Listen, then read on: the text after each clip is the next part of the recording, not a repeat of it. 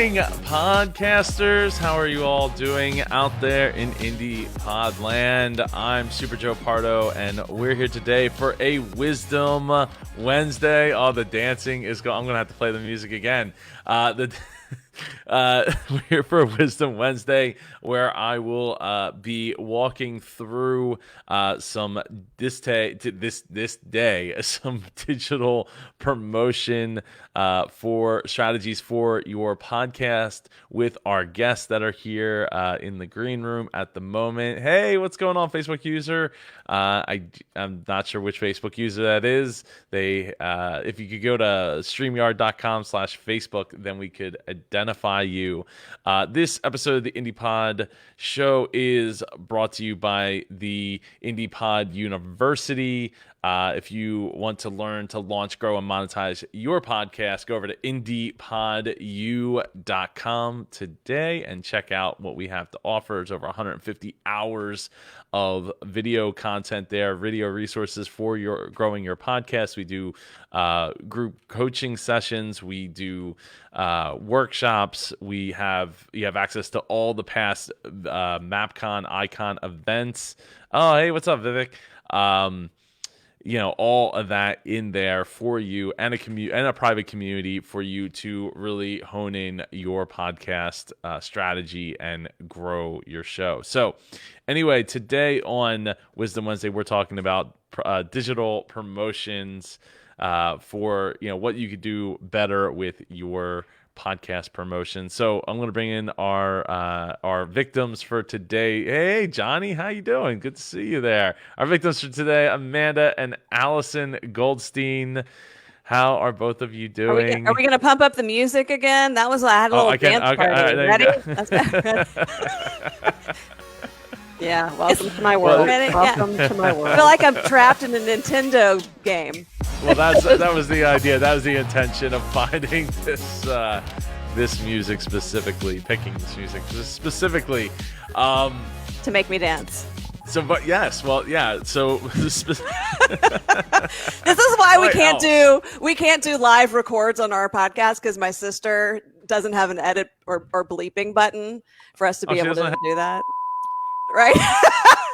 I need that. Joe, please send me the automated edit button. I'm constantly adding it in. It's also, This is why we have to very strategically edit our video content, because if not, it's just 30 minutes of me eye rolling. So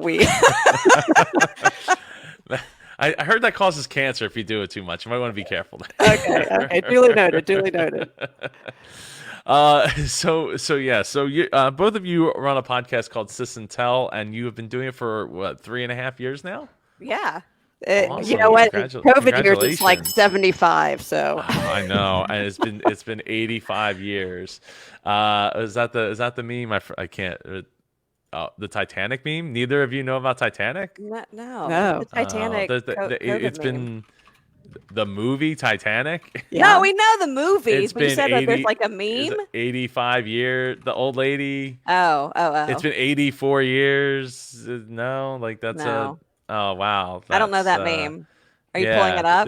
He's pulling it up. Yeah, You're like so fancy. It's been 84 years. That's how long this year has been. That's how long. It's been 84 years. Yeah. That's how long I thought it was 85. been. I was close. Close enough. Close enough. So tell us about your show. Tell us about Sis and Tell. All right. Well, I'll start because she was born first. I was born first, so I always get to take the lead. It's my birthright. And I am the older sister. Amanda and I live respectively. I live in Chattanooga. She's in Atlanta, about 2 hours by car. And we have always, kept up a great phone relationship, especially before Corona hit and everybody was Zooming and FaceTiming. That was the new in-person way to communicate. But literally 3.5 years ago, in May of 2017, we're on the phone. I'm just hanging out, walking around my kitchen. We're talking, and whatever we talked about was so funny. I made the side and sarcastic comment at the time saying, "This conversation's so funny, we could turn it into a podcast." And Amanda said, "Okay." I said, okay, what? She goes, let's turn our conversations into a podcast. So you have to be careful, not just what you wish for, people. You have to be careful what you say around people who take it as a charge to do something bigger and better. That probably was a Monday or a Tuesday. And I'm not lying when I say by Friday we were on the air. Amanda had sent me a list of like 10 very creative names for the podcast, and we chose Sis and Tell as a play on Kiss and Tell. We immediately got some sort of very elementary logo at the time. I secured the website. Amanda secured the technology. She sent me, which was our first rendition of our Time Life Operator headsets. And really, we just did it. I always say, especially for entrepreneurs, right? You never let perfection be the enemy of great or even just fine. Yeah, just do it, and you can figure it out as you go along, because if not, you'll be paralyzed by the potential instead of just jumping in. So we did, and now 3.5 years later, we're still not even aiming for perfection, but we're kind of like fine with okay. Fine with okay. I am not fine with okay. So it's funny because I said to Allison, we on and off, we've like kept a blog on the website, and it comes down, it goes back up, we change it up. And then I started to look into SEO to help grow our audience and reach people who weren't looking for us and who weren't necessarily looking for a podcast and just coming across our content. And I went on to Upwork, and I was like getting ready to hire someone. Then I started reading. I'm like, you know what? Everything we use has like best practices for SEO, whether it's Libsyn for our RSS feed or Squarespace for our website. I just started reading into it, and I'm like, this is something we can do. We need to start building a blog. So I talked to Allison about it, and she goes, why? Why are we doing this? And, and when it comes down to why we do our podcast, we're not doing it because we have a company or a brand and we're trying to use our podcast as a way of promoting that brand. We're doing it because it's fun. Right. So, but she's like, what is the means? Why are we trying to grow our podcast? And for me, like, I do see it as a business, and we are the product and we are the brand. So I'm trying to utilize the content that we create already organically and put it into blog. But it's so like, is it worth it? It's time consuming. Is this going to work? Does SEO even help podcasts? I've been asking people on various podcast communities about what works for them, and people are trying to upsell me things, but help us, Joe. What do we need to know, Joe? Let me just add, I'm very clear about why I'm doing this podcast, which is for a different reason. It's because I still have residual guilt from being a terrible older sister. And so these are the modern form of reparations, right? I'm trying to put in my years of sort of podcasting servitude to make up for the years that I ignored her for, who knows, like her entire childhood. Yeah. So, I don't know how many more years I have left. That's why anytime she tries 14 and a half years, Allison, 14 and a half years left. Anytime she tries to make it more complicated, that's why my initial reaction is, why, right? Well, I mean, keeping it simple is definitely is always preferred, right? From the setup that you have, that you're working with, to how you're going about sharing it, how you're going about writing it, or writing out show notes or anything to that effect. Anything that's like a pain point or a slowdown is I would recommend figuring out another way of doing it, right? Right. Not necessarily tabling it, but finding a ground that in which you feel good about. Now, talking both in my own experience and talking with some friends of mine about, like, okay, how much SEO is enough SEO? Looking at that, like, it can make a difference in people finding your stuff. But from the best estimates I've seen is anywhere from like a 10% to like a 20% increase in traffic. So like if you already have, like 1 million visitors a month, like 10% is a pretty big worth, that's a whole nother 100,000 people a month coming into your site, right? But if you're only getting like 50 people, 10% is it really worth all the extra work, unless you're like already a writer, already into that? Like, not only are we going to record this thing, and then I'm going to write this blog post to go around it. Now I'm going to pull up your site here. So let's see, where the blog. So specifically, I haven't even is it- seen that blog. Amanda just adds stuff without She telling doesn't me. know. Oh, Oh, okay. She right. doesn't. Oh, well, now she knows. So now we're sis and telling together. I love this. This is Now we call this sis and tattletale because you're totally. You're welcome. Yeah. So are you building this on? Is this Squarespace? Yes. Yes. Okay. Okay. All right. So I mean, generally with SEO, like you wanted to, your post to be like 300 words at least, and have some keywords in there for that people are actually searching for. So it just depends on how much, again, effort you're willing to put in to be like, okay, what comes first, the chicken or the egg, right? Or when we record our podcast, is it going to be based around a topic that we're picking, or is the topic going to come up through the conversation, and then I'm going to tailor the social network, no, the show notes to fit that to fit the narrative for what people are actually looking up. And it's one of those things where it's like you have to figure out like what feels more comfortable. Now, it's, to me, looking on the outside, from the outside, it looks like you're having your conversations. You're not picking a topic beforehand, I would think, right? That's No, correct. It's all you're correct. spontaneous. Right. We have Exactly. we have no idea what we're going to talk about from like minute to minute. It depends where the conversation flows. Well, right. So at that point, you're at that point you're trying to figure out like, okay, how do I take one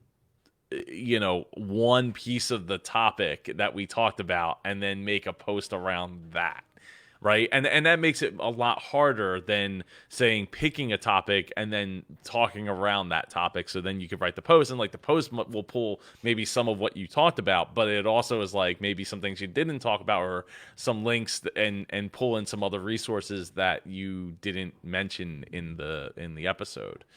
So it makes it a little bit more difficult. But so I would say right now, like, are you putting every episode up on YouTube as well? Yes, Libsyn You has are. a You very are? nice. See, Yeah.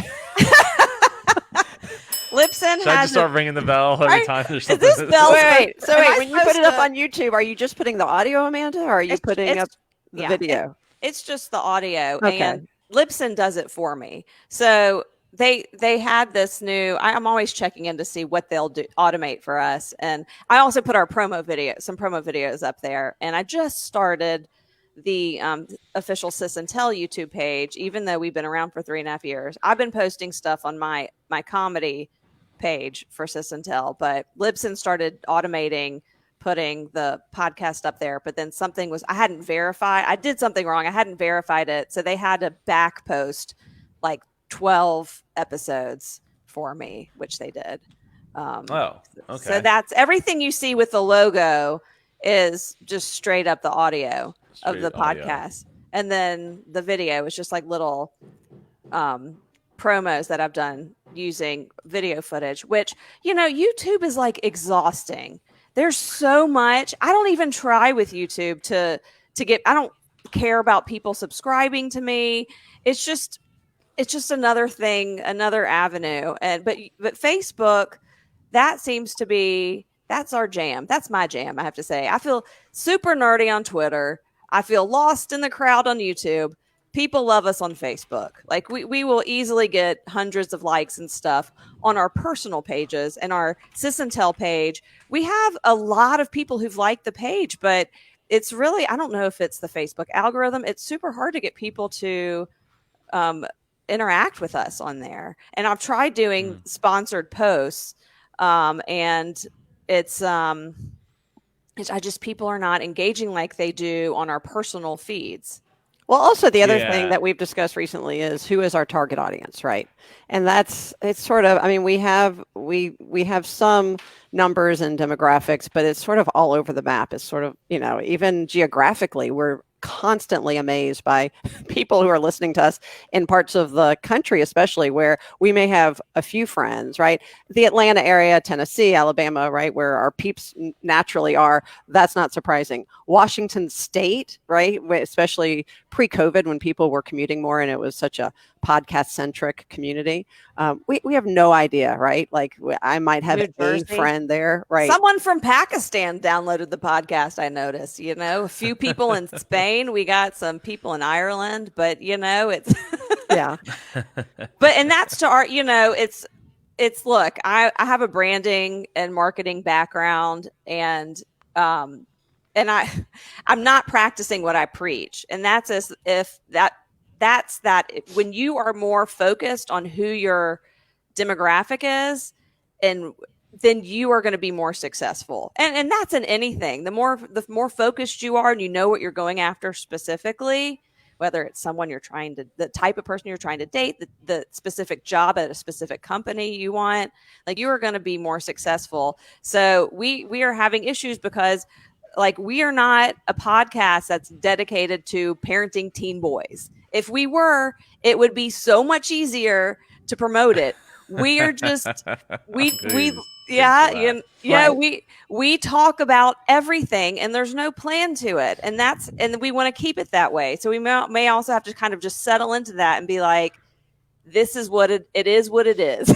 Well, I also think we kind of go by either intentionally or not, right? These 3 E's where we end up entertaining our parents' generation, engaging our generation, and embarrassing the next generation. So I think, right? Like we sort of stick to those 3 E's, which is why. Did you just come up with that? I really did. And I love a little that reason. was great. Thanks. So, like anybody our parents' age, including our parents, think we're hilarious. And that's like that's the fish in the proverbial barrel of the podcasting world.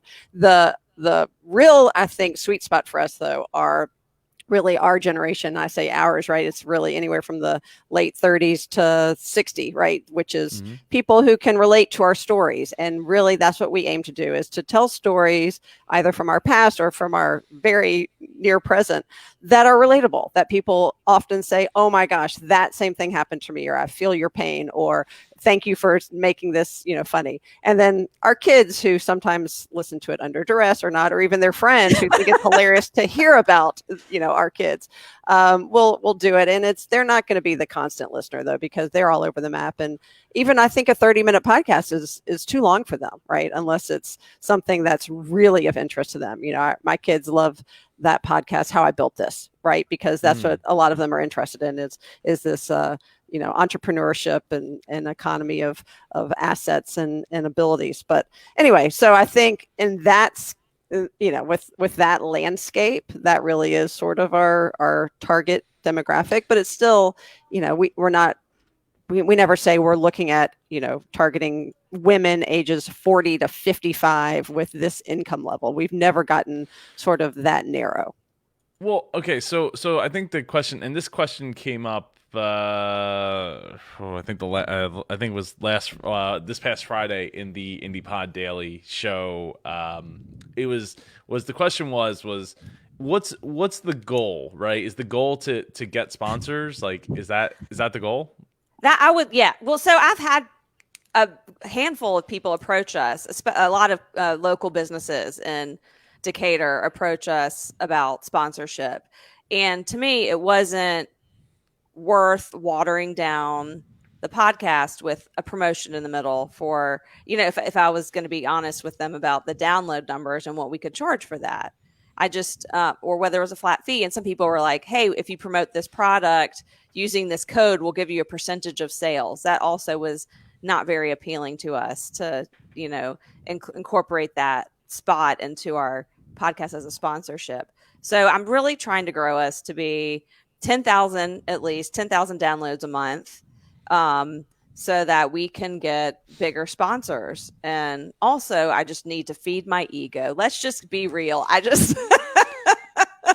grew up.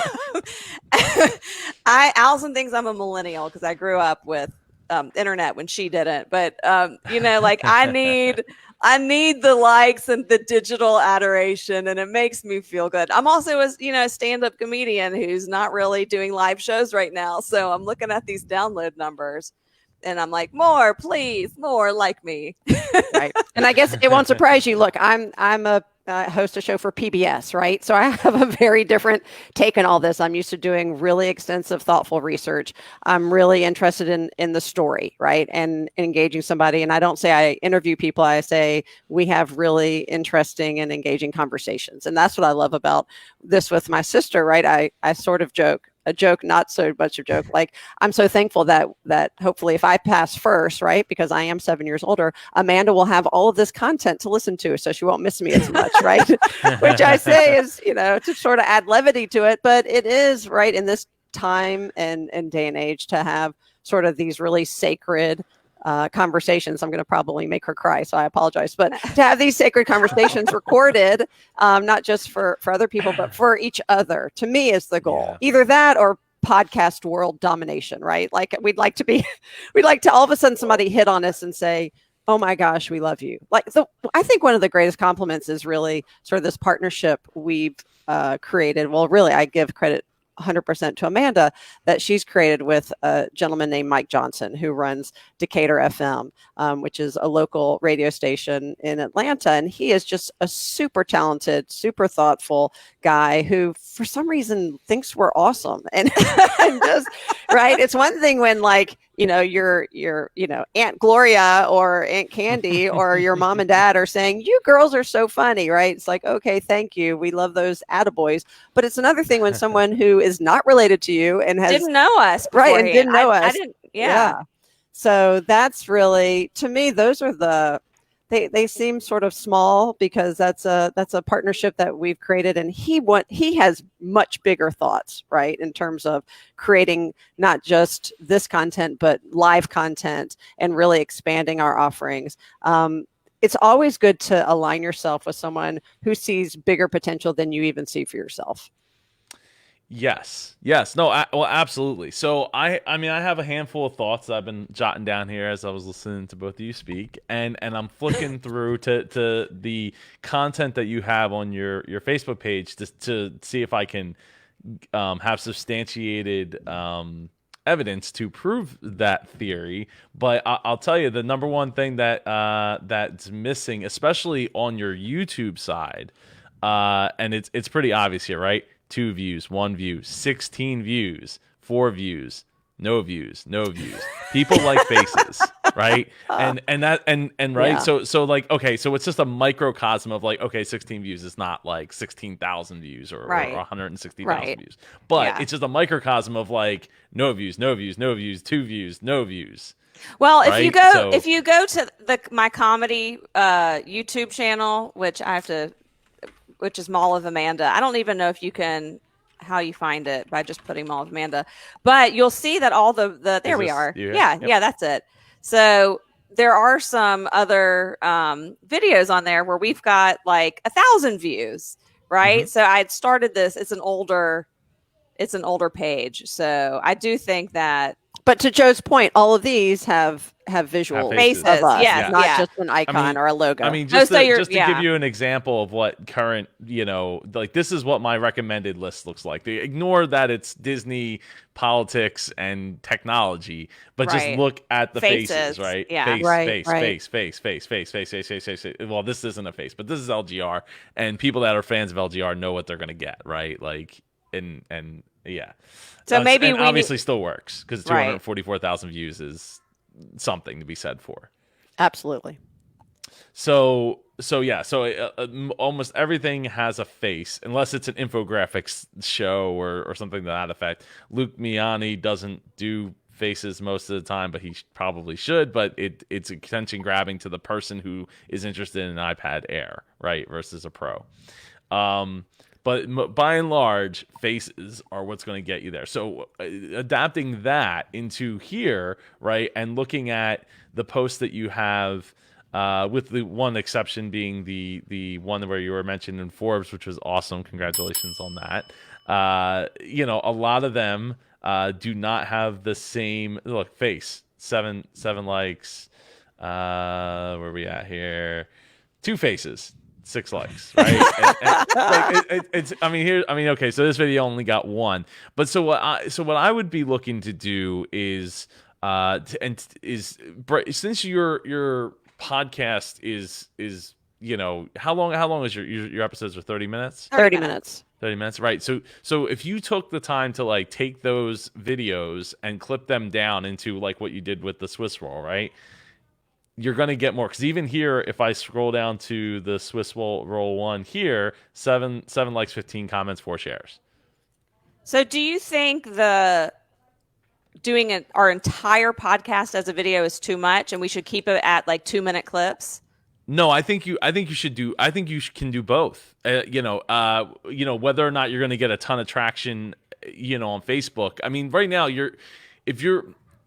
all right. So it depends, right? Because if your goal is to get sponsors, which it is, you want to get 10,000 downloads, you really need to funnel people back to your show, right? That's the goal, is like funnel them back to your show. So like using Facebook to post the clips rather than posting the whole the whole thing helps, right? Like if you're trying to funnel everything down to one number, be like, well, we get 10,000 a month, and we can, as soon as we put your episode up, it's going to get 4, 5, 6,000 within the first 24 hours, and then go up from there. That's going to get you some kind of substantial number that, going along with the demographics that you're saying you have, which is 30s to 60s. Is it mostly women, 30s to 60s? I mean, anecdotally, we get men and women commenting on it also, and engaging with us too, right? Mm-hmm. But if I had to, from face value of just looking at the podcast, I would guess it's probably predominantly women. Well, let me ask you this, Joe, because I feel like, since you were saying hi to the Facebook Live crowd, right, that this is going Facebook Live right now? Yeah, we're on Facebook Live right now. We have people watching. Yeah. Okay, so how do you work that? Because that was something that our friend Mike had suggested also, is that we record the podcast, that it immediately does a Facebook Live recording, right? So then it's out there. So there's no post-production needed, which solves a step. And then we can edit it down for the actual podcast, right? The traditional podcast. Is that something, I mean, to me, I'm also about maximizing our time, not just our energy and talent. The downside of that, of course, is that a lot of times, number one, I don't have that fancy little buzzer to buzz Amanda when she curses, and I probably wouldn't catch it. It would only work for you. Yeah. She'd have to have her own buzzer to. She wouldn't even use the buzzer. Let's not even go there. The second thing, though, is a lot of times, I don't know, like we have a technology issue, the dog is barking, something happens where we have to stop recording. And so that's why the post editing is great, but maybe people want to see that, right? Maybe that's part of the authenticity of a quote unquote live show. It is, right? Like, I mean, my kids were opening the door. I mean, you probably may or may not have noticed the kids were opening the door and like banging something over there. So it's it kind of comes with the territory, right? Like, I don't live in a bunker I don't live stream from a bunker by myself where nobody else has access, to it, except me, who locked the door and can get out when I'm ready. But so there's something to be said for that. I think that experimenting with that would be fun. To me, I love the live aspect. When we do the Business Geeks podcast with Sam and Jen every Monday at 5 p.m., you should totally go check it out. We do it live because of the reason that you said about, time savings. We take that file, we send it off to, we have editors that we send it off to. But even if we didn't, like, it would just go like this episode that we're recording right now, however it comes out, is going to end up being in the Indie Pod feed. But the reason I do it live is because I get the access to like saying hi to Tim and hi to Johnny and Vivek, and people that want to add and contribute to the conversation live and like injected. It actually, that's cool. It's a whole nother dynamic, right? Versus just having the conversation. So I think it depends on what you see as your opportunity for injecting live into your show. So like, to me, it would be like almost like, let's try a bonus episode, right? Where we do an episode live. Right. and just see where it goes, right? Lives seem to go further than video. Lives seem to go further than pictures and just text and all that. That's what Facebook wants to see as a company. So plus it has your faces in it, so it's already like it's an opportunity there. And we've got great another piece of faces. video. We've got great faces. Well, and also the interaction, right? Right now, it's a very one-sided conversation. Well, it's two-sided conversation. That's what podcasting generally is. Yeah. I mean, it's the live streaming, or even in doing it in person, like having, on a stage or whatever with people in front of you and being able to like have an extra mic running around the room to get that input. Like, that's what it is. It's just virtual.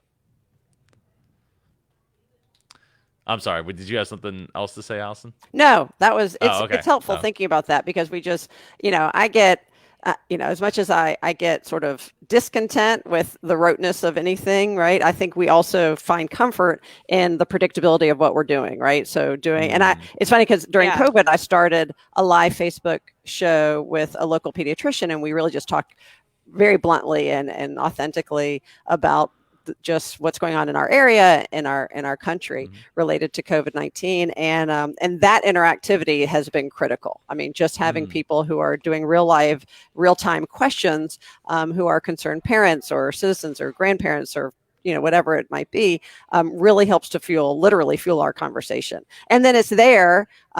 We may only have 40 people who are joining us live, but then we get thousands of hits later on. So people obviously, they want that content, and they also want it on demand.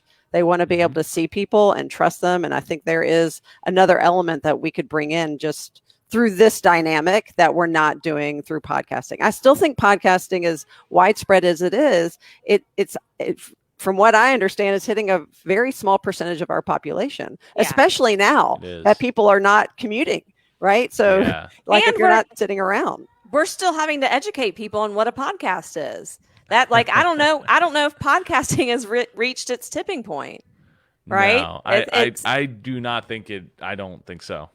I think we're still and look, and it's tough, right? Like I was saying, you want everything to funnel down to one, but then if you start doing Facebook Lives, you're kind of splitting that unless you like delete the video later or something to that effect and push people to the podcast. But that's what I'm saying. If you do like one episode, like alternating back and forth or something to that effect, just so you get, your feet wet with the idea of like, now you're changing the dynamic of your conversations and all that. To me, since like sponsorships, they're the goal, but they're not really the goal. I mean, Amanda, I'm getting the opinion or the reflection of like this is more about getting famous, right? Or some level of fame, rather than like, here's a $50 check for saying our name on your podcast. No, you're right. I'd much rather, like, that ain't gonna feed nobody. Like, you're right. No, and you're right, because like I'm much more intrigued about Sysintel as a brand than as a podcast, right? And and Allison and I as entertainers than as moneymakers. So you're like a therapist, right? And I'm working through. It's not the only time I've been told in my life. I appreciate it. I'm working through my feelings, and like it's the money isn't, because like, look, you're right. Like, I don't know how much bills we'd be able to pay with that. It's more about getting the podcast to a certain level, getting the brand to a certain level, and that's one of the things that Mike Johnson was talking to us about. Was like, don't just look at your podcast numbers. How many hits are you getting on your website? What about your social? Do it live. See what happens with that. Don't think of Sysintel as a podcast. Think of the podcast as part of Sysintel, right? Mm-hmm. And I think that's I think, not that I'm like, I just want to be famous, but I would love it if we could get enough people where it doesn't matter, right? Like where it becomes like, we have so many people to pull from. It's like, even if you just sponsored the YouTube channel, or you just sponsored the podcast, or you just sponsored like a banner ad in our blog, that's, it's enough hits that there's enough coming in through that it's going to matter. Like, it's going to move the needle, right? Right. Yeah. Because like getting, especially because of the fact that you're essentially a comedy podcast. Yeah. there's only so much money that's going to be able to come in because you're not like a super hyper focused niche of like people, like we're a pediatrician podcast where only pediatricians listen. Like we only have 1,000 listeners, but they're all pediatricians. So like Right. pony up, Yeah. open up the register and give us the money. We need that. What do you have? Is I know that you're keep doing all these crazy sound effects that I'm like borrowing off of different places on the internet. So it's a pro. So I have a Stream Deck, so I can like quickly hit the buttons, right? And then I use a program called Voice Mod. It's like $20 for Voice Mod, and you can set up all your different, sound effects, like your Jeopardy music. Oh my God, this is everything we use. Can we incorporate our dad's laugh into it? That's the question. Yeah. If you have a recording of it, you can record any kind of WAV file, MP3 file, claps, music. If we were doing a 1 minute challenge, I have 1 minute challenge music. Like when we did awesome. the what's the base the cookie challenge, right? To get the cookie from your forehead to your mouth. When my co-hosts Sam and Jen beat me up on the show, they you can feel it in your headphones. You can That's break awesome. glass Yeah. or have the sad trombone. Oh my gosh, we need this, Amanda. We need drums. I also So- like StreamYard. Seems nice.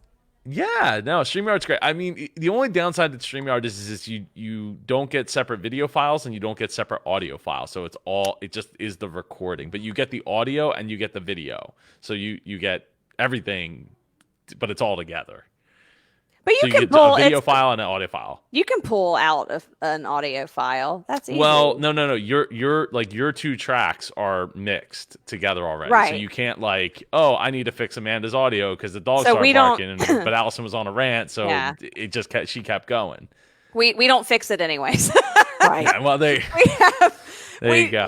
We We're record not off that of advanced. Skype. Yeah, we don't have. Well, two actually, separate we tracks. use Ecamm Recorder, so we've been using that, and I think I can technically have separate voice tracks, so I could, Oh yeah, figure it Ecamm out. I think does. Yeah, Yeah. It's been a while since I've used Ecamm, But I yeah, don't. I'm But pretty I sure it does. mean, I keep it simple, and then I edit it on GarageBand, right? So everything. I also think we talked about this when we were on that panel together about the access point, right? Like you're saying, your program costs $20. I think I've had people, and Amanda and I have both had people who've come up to us wanting to start a podcast, and they've gotten some outrageous sort of quotes from people. I don't know if they're in the industry or just want to take them, but they're like, someone told me it costs $10,000 to start a podcast.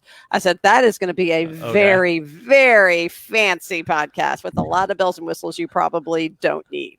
And so I always say the best part of this, the reason we were able to get up and running so fast is because I think the accessibility of the technology is just, we really had no idea what we were doing, but we knew we each had skill sets that we brought to bear. This is, you're seeing this live now that Amanda is doing all of this stuff behind the scenes. I had no idea, and I have no interest in doing that. Right. So we're never fighting over those jobs. I'm doing the stuff. I'm the make it pretty, right? I like to update the website and I like to edit, and I like that control. Have some control issues anyway. So, I like that part, and then I let her take it and do whatever she wants with it. But it's never been an endeavor where we felt like, oh gosh, now we're at a point where we want to upgrade and it's out of our price range. Like even these headphones, right, that we use now, we don't sound as good as Super Joe Pardo, who we're always very jealous about his sound quality and his very lovely voice. But, the high end that we invested in finally, we went from a $35 headset to a $200 headset. So relatively speaking, over 3.5 years, it has not been a huge investment. The investment is time, right? That's our most valuable commodity. It really anybody's most valuable commodity. Yeah. No, it absolutely is. And that's why, I decided, I stopped editing my shows back when my daughter was born back in 2016. Cause I was like, nobody's got time for this anymore. I ain't got time for this anymore. Like it just is what it is. Though I do edit the way I edit. If there was a thing that I was like, I really want to go back and edit this, I write down the timestamp of where the edits are. And then I edit backwards so that, you're just chopping up. You have to do it backwards. Cause once you chop the first edit, everything slides, and then all the timestamps that you wrote down are wrong. So you edit backwards and you don't have that problem. But really, the only thing I would edit is like if there was a long pause, like if if you were like, oh, I had to get up and go do something, and then we're just sitting in dead water, like it's just silent for 20 seconds or 30 seconds or a minute or something. That's pretty much the only time I would even use that. But yeah, so I keeping it simple absolutely is imperative to keep you podcasting, because if it's not simple, you're not gonna do it. So I think that again, going back to the brand piece, I think it's a great brand. I love the logo. The only thing I would say is again, maybe do a version of this with your faces in it. Because like you have the talk bubbles, you just aren't there to. That's a good idea. We're off in the distance. Yeah, right. Like you're off. I'm camera. On one side. Right. Screenshot it. So it's like things like that can make a big difference. And what was I going to say? We could do like an electric company version of that. Sis and tell. Right. I actually made this is a weird factoid. I did a Mystery Science Theater 3000 to one of their videos when I was like back in grade school, because we needed to do a video for our music class. I don't know why it was for music class, but it was for our music class. We had to do like these make a video kind of thing, and I had borrowed one of those videos from one of my teachers in a different class to do that. Wrote the script and everything. It was that's awesome. It's funny. It's very didn't realize how impactful that was going to be. Ozil says he loves the name of the podcast. Thank you, Ozil. I absolutely do too. I love the fact that you actually were able to get the domain name as well. That was lucky. Well, that was the deciding factor, right? Yeah. Amanda sent me this list. We got the domain name. If we can get the domain name, we'll make it happen. Yeah. Yes, got the domain name. Awesome. So that's the celebration music that I didn't play earlier. So yeah, I think that putting in your faces, doing the clips, I think will help go a long way. Maybe try to do some lives with it, right? Maybe turned it into so one of my favorite shows of all time, which was a Disney show that started back in 2005, and they still run now, but it's not the same people anymore as of like 2011. They would do a monthly live show, and they would actually have people call in. And of course, this was at a time when like doing a simple pickup, somebody else picking up the phone and calling in was a lot, like it was hard work. Like a lot of technology had to work right to make that happen. But it, something to that effect might be something that you could do, where it's like, okay, you only have to commit maybe an hour or 30 minutes to an hour, and do a live show, and then that's something to hype up every single month, right? Like something to promote towards every single month, to get people excited and then show their faces in the live. So that's a great idea. I think that's that's more practical than a weekly live show for us. Yeah, and it sounds like it would be, right? Because it's something that, again, it's something special. You're making it special, and because of that, you should be able to promote it more in the thing. So like every last Thursday, fourth Thursday or third Thursday or whatever, right? Do something where it's like it's always repeating, so you're always promoting to that next one. Joe, when you look at some of like the most popular sort of, like the serials or the shit towns and things like that have really, taken on a whole new level of podcast popularity. Do you see like a specific tipping point for those? Is it just something happens to become popularized and word of mouth gets it? Is there anything that you see, like, is there a common thread that any podcaster can do to kind of ascend to that level, or is some of it having that big machine like a gimlet behind your back, fueling what is a really robust marketing strategy? Well, I mean, Gimlet didn't start that way, right? It was a popular person's name, right? Who in a small niche that was able to transcend that. Like look like Chris Hardwick, for example, right? Like Yeah. very niche thing, and he grew to the point where he grew outside of that niche.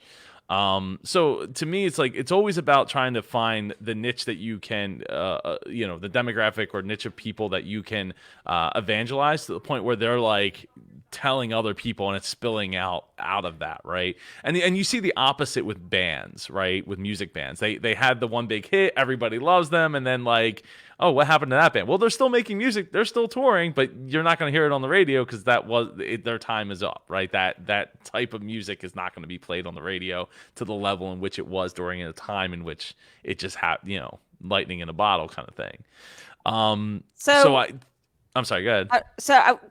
Regarding the word of mouth and the fans, the super fans, as we call him, who are on their own are advocates and promoting us, what can we have in the bag, right, that makes it easier for them to share us? Like, what do we need to have readily available? I mean, we have obviously a URL and a name and a Facebook page they can tag, but is there like a bucket of stuff that everyone should have available for all those fans who are willing to share you on their own, that we should create and make sure we have? I mean, getting people to share all this other people's stuff is so embarrassingly hard, right? Yeah. And I've lived it, like to the point where like when we did when we announced our first kid, I can't think of the word. So when we had our first pregnancy announcement, we did a. I thought you were talking about a podcast. No. Well, it turned into a podcast. We did our first baby announcement through doing a parody of Who's the Boss, the intro to Who's the Boss. So me and my wife did it, and it got like over 10,000 views, like 1,000. I think it was like it's closing in on like 1,000 on YouTube and like 10,000 on Facebook, and it was easy for people to share on Facebook. But what I found was like, I had to like go and ask people to actually share, because I'm like, oh, let's get, like, I put some time and work into this, like, let's get it shared out there. I'm like, people were sharing these other pregnancy announcements that are way less like intricate or like thought out, and yeah, so. Though maybe people just don't like Tony Danza that much. I don't know. It's Angela. They don't like Angela. That's it. Yeah. Judith Light has made a comeback, though. Go watch The Politician. She's excellent. Oh, really? She's also in Transparent. Oh, well, there you go. Oh, yeah. Oh, cool. Well, it's also that I think there's such overload now. I don't know if you ever like go down that rabbit hole, that little button on Facebook, especially on my phone, where it's literally just videos that people are making. And they're so like, it took me a few times because I'm not that quick, but to realize that they are so staged, and these people are like, holding up signs, I'm surprising my husband, or I'm playing a practical joke, and it's all canned and it's all staged. And people are missing the idea that it's the spontaneity, right? It's the serendipity of our lives, which people really want to see, right? The unexpected moments that are caught on film by mistake, and people are trying to recreate those, and they're lackluster to me, and they're just I don't know. It's just like fake. We look at it with a tainted eye, right? Like from a creator's point of view, from a media type of point of view, versus people that are just like, ooh, like I like this because it's cute and it's funny and all that. Like, yeah, I know with like the one where like the girl's like holding the sign, the bunch of signs is like it just goes on forever and ever and ever and ever, and then he proposes her and it's like, oh well, that was okay, I guess. Right. But like, give me a dog licking a cat any day for like 20 minutes. I'll watch that. Right.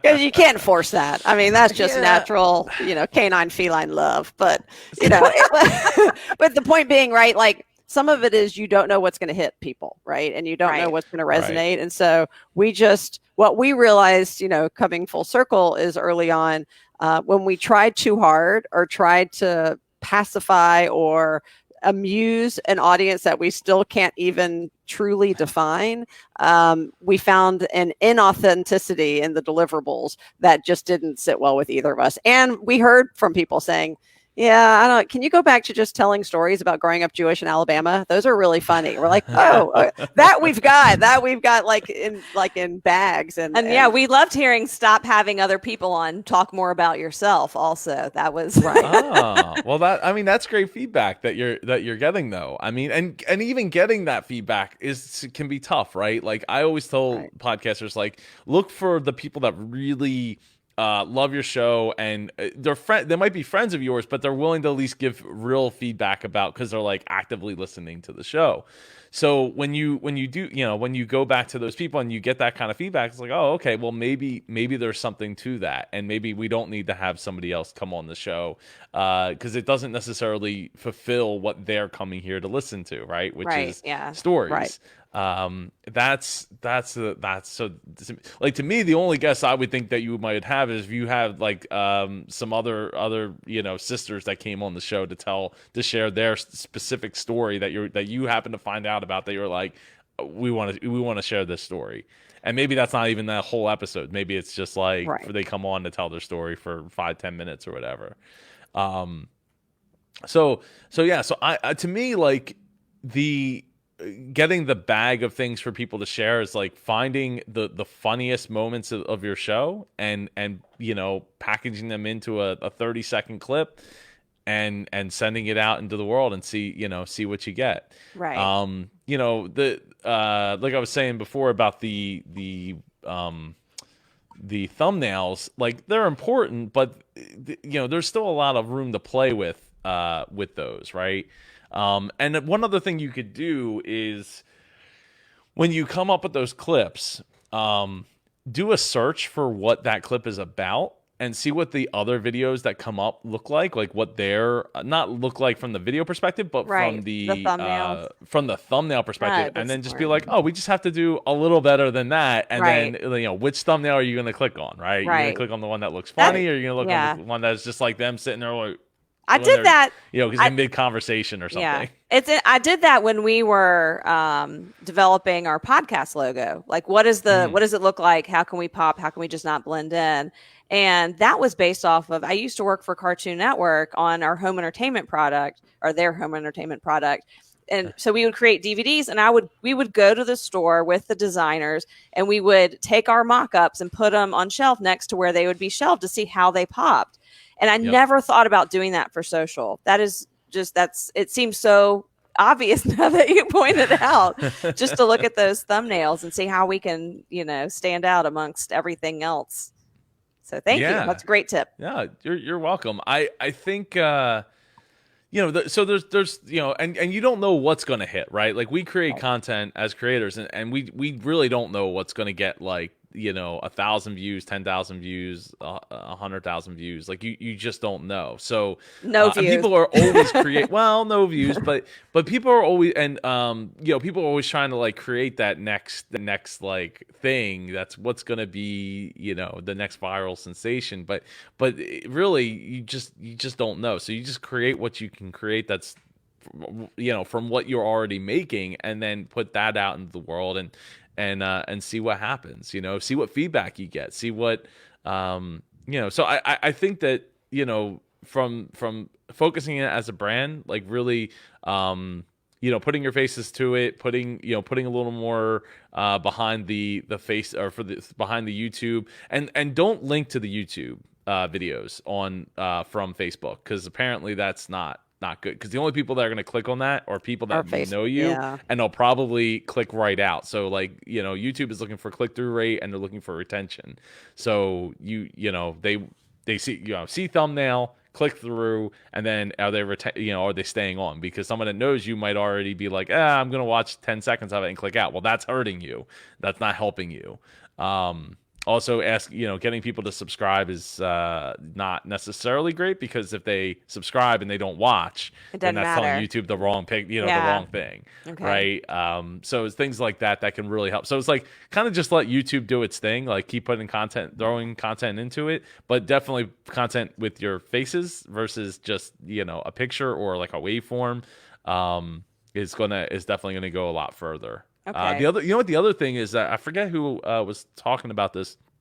they had mentioned that on the click-through rate on videos that didn't show a person's face within the first like 1 to 3 seconds, like people clicked out like really quick. So like if you came up and you're like, oh, it's Sistentel, and it's like, here's a nice little animation. It's like, no. Like that's hurting you. See your face first. And then if you want to do like a 3, 4, 5 second thing that's like an overlay, then you could do that. But don't put the overlay first. I believe that. And people don't even want, it's like those news stories that you think you're clicking and you're going to hear a live broadcaster, but it's a montage and it's just words and they have different pictures that have appeared. Oh, those make me nuts. I'm like, oh, I just want to hear somebody give me the news for like 60 seconds, right? Give me the overview of the story. Don't make me read. That's why that newsjacking works so well. Like one of the guys I watch a lot now is Meet Kevin because of the whole since the pandemic and him talking about the latest stimulus package updates. He's doing stimulus package updates like 3 times a day on YouTube. It's crazy. It's crazy. But like that's he's pulling in more views and more subscribers than he ever did prior to that. So it's just one of those things, like, not that you guys should be doing that, but just food for thought that there's opportunity there. If there happens to be a story that relates to the stories that you're telling, right? Maybe do that. Do something that's somewhat topical, because it's not something that's like necessarily going to be evergreen. It's going to be something that gets just people resonate within the moment and then share, and then they at least you're getting your brand in front of them. So only 1 to less than 10% are gonna stick on and like, oh, I'm gonna I love what else is here, right? That's the goal, is creating that like funny content that's like right there, short and sweet, just to get the brand in front of the people, and then potentially get them to a small percentage of them are gonna stay on to watch. 1 to 2, 3, 4, maybe 5%, but that's the goal. Yeah. Thank you. This is all great. I know. Are you taking notes, Amanda? You're the note taker. So. Well, you have the recording. The recording will be available. You can go to indiepodcasters.com and click on the podcast, and you can subscribe there. We've been getting more downloads actually recently from the show than we were in the past. Which is funny because I've been producing less episodes than I was like in the months leading up to now, and we weren't getting many downloads at all. I mean, the viewership in the community and on Facebook was great, but not the downloads. People weren't going to download. But now it seems like, I guess the less of me, the more they're like, oh, let me go back to those old episodes, and they're hard to find once you're on on Facebook because you're scrolling through tons and tons of things. So who knows? The psyche of people is varying and confusing, and not something you probably want to try to figure out too much of. But yeah, I'm looking forward to one example that have you ever heard of the $10K day? No. Do you have to run a 10K? Because that's out of the question. No. So it's about spending $10,000 in a day and how you would do it.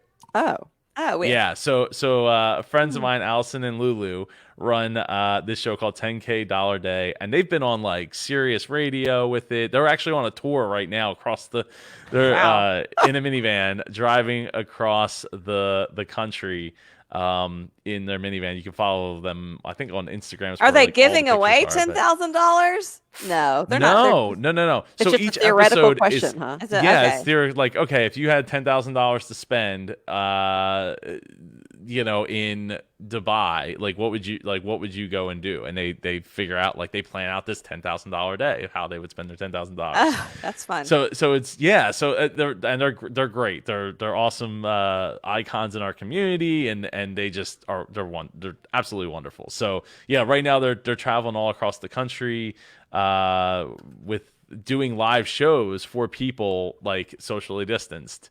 I think it's called their driveway. What did they call it? It's called their driveway something. But basically, they're like going to people's driveways and like performing in the driveway. Go back to the top, Joe, awesome. Because that proves your point, right? Like, I see that picture of them and I'm like, okay, I want to be friends with them, right? Like, I want to hang out. You do. Right. Like, that's hilarious versus our logo, Amanda, which doesn't tell our story, right? Did they have a Kickstarter? I kind of remember seeing the video going around right before they launched they might have. I think they might have had a Kickstarter out of the gate. Yeah. Yeah. Oh wait, was that it? Was it the first picture? I can easily add a picture Charity of us to our cover spotlight. photo. Yeah, We need a photo shoot. That's what this comes down to. We need I someone know. Yeah. You've been talking about You that. But do. fun photos, right? Yeah. Not the glam Yeah. photos. Yeah, no, Yeah, they see, those are they're cute. That's awesome. yep. No, they do a great job, and are great people. So it's awesome that they're getting to do awesome. Oh, the link is messed up. Well, it's funny. It's Joe. It's Oh, also like let if them we know go that. back to our roots and what's in our wheelhouse, right? I go back to PBS, right? And our mantra is basically we bring to people's living rooms ideas, experiences, adventures that they normally couldn't have in real life, right? And this is Yep. way before COVID, right? Like if you think about our nature channels and our interviews and the coverage from just all across the globe, we literally are bringing this to your living room. So that's what essentially a podcast or any entertainment venue, especially in this new virtual world, can really offer. And that's why I'm sure when they're doing a road trip and they're even in their minivan and doing social distance driveway cocktails or whatever you see, that's still something that a lot of us aren't doing, right? Or don't have access to. And we're not traveling as much as we were or at all. And so I think if Amanda and I can keep that in mind, right? Like what are things that people want access to or memories that they want access to, what are the assets we can provide that they can't get on their own? Yeah, yeah, absolutely. The sense of nostalgia, right? The Yeah. sense of how things were and how you experienced them, and maybe it's self-identifying with how their personal stories with your personal story. So, yeah, I there's definitely a lot there. So I think that I think you're both on a very great path to success. I'm looking forward to seeing what you come up with and run with.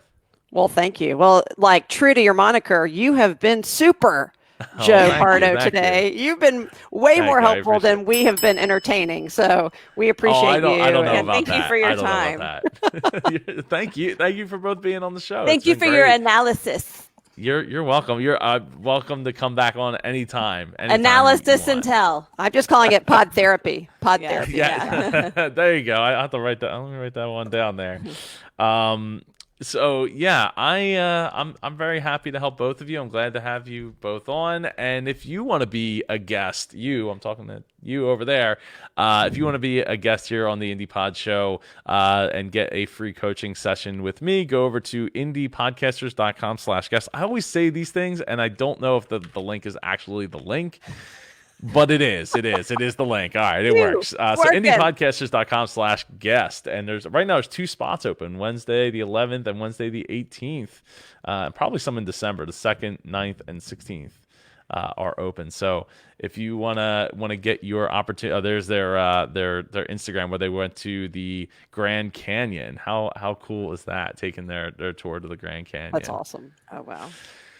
But yeah, so if you want to be a guest, indiepodcasters.com/guest. This episode's been brought to you by the Indie Pod University. If you want to learn to launch, grow, and monetize your podcast with me, Super Joe Pardo, and a community of dedicated indie podcasters like yourself, go to indiepodu.com. And also, don't forget, this is a year from now, but September 9th to the 11th, 2021, in Philadelphia, hopefully, fingers crossed, we will be live in our next IndiePod Con event in person, Icon 7. Go to indiepodcasters.com/icon7 to learn all the details of that event. Tickets are on sale now. They've been on sale because they got pushed from last year. Anyway, have a great week, everybody, and I'll see you all next Wednesday is when we'll be back on. Take care.